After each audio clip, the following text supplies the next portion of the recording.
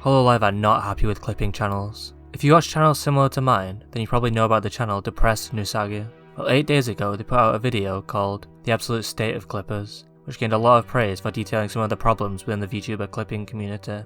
And just a week later, Cover Corp have updated their fan work guidelines to help put an end to these toxic clippers. One of the biggest complaints with the previous fan guidelines is that they were too vague and gave bad actors an excuse to make clickbait content and to even charge money for their fan clips. That's right, some clippers tried to sell early access to their clips through YouTube's membership program. Well, here's some of the most notable changes to the guidelines that will hopefully make the clipping community better for everyone. Thumbnails. I know I'm not the only person to notice the incredible amount of sexualized thumbnails that certain channels have been using to clickbait their viewers. They'll have a completely tame and normal safe for work clip, then put a cropped 18+ image as their thumbnail.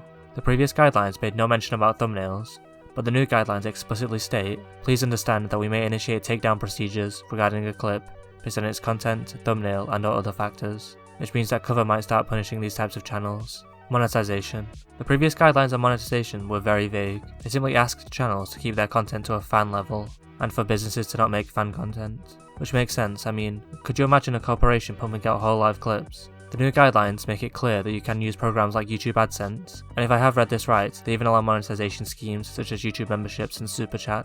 The guidelines also introduce a new registration system, which is an official system where clippers can register their channel with Cover Corp. Registering your channel with Cover Corp will allow you to receive takedown messages directly, instead of Cover having to go through YouTube's takedown and strike system, which is good news for clip channels, as it will give them more security so they won't just be nuked instantly. They also state that if your content or thumbnails are offensive, you might be kicked out of the program. You guys think I should go through the process of registering my clip channel, George? I haven't really used it in a long time, but it might make a fun video to see the process of becoming an officially registered channel. So what do you guys think? Is this the end of the terrible clickbait clip channels?